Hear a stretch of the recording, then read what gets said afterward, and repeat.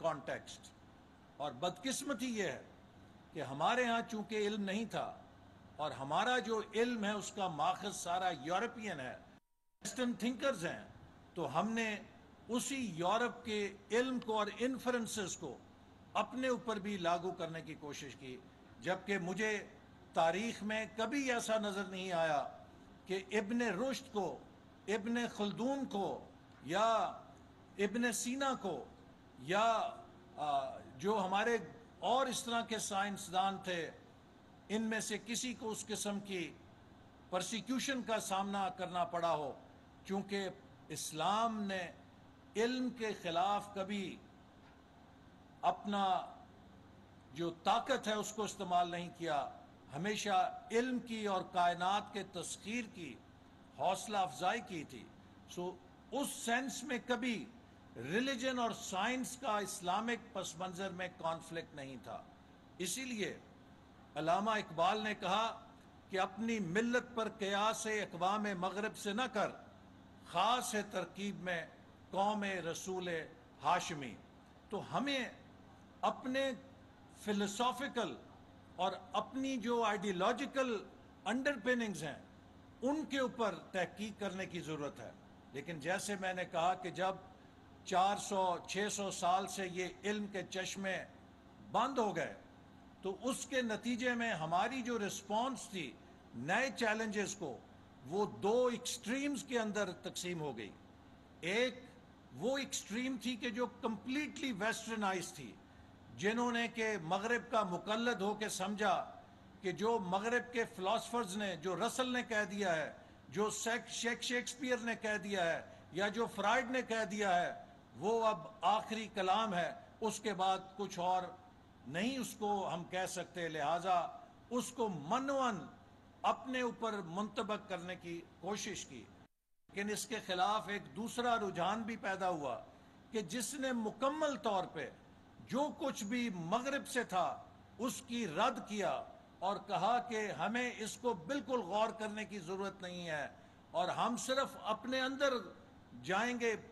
اور ایک بند کنویں کے اندر سے جو کچھ ہمارے پاس بچا کچا ہے ہم اس میں مزید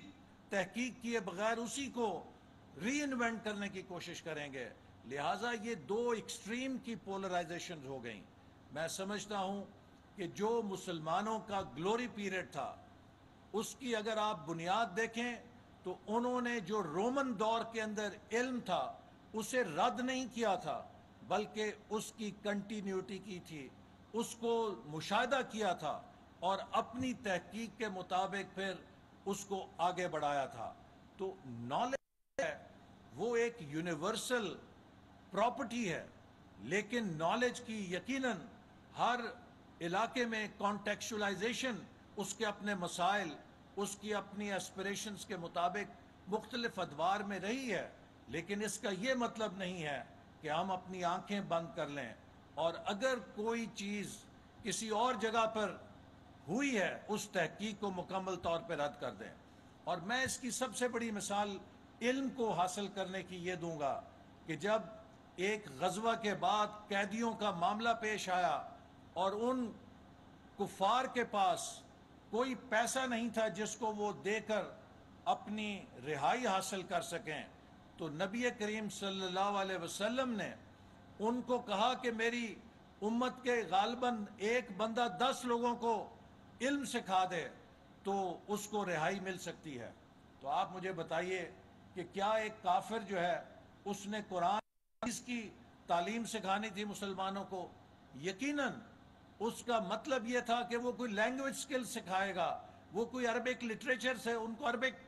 کنورسیشن یا لکھنا پڑھنا یا علم دنیاوی جو ہے وہی سکھا سکتا ہے یا حساب کتاب سکھا سکتا ہے. تو علم جو ہے اس کو اسلام نے ہمیشہ ایک براڈر سینس میں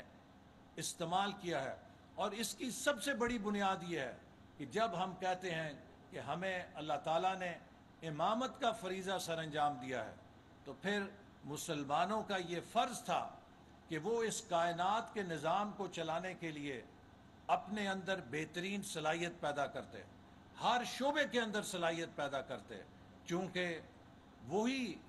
وقت کا امام ہوتا ہے, کہ جو سب سے زیادہ اہل ہوتا ہے ایسا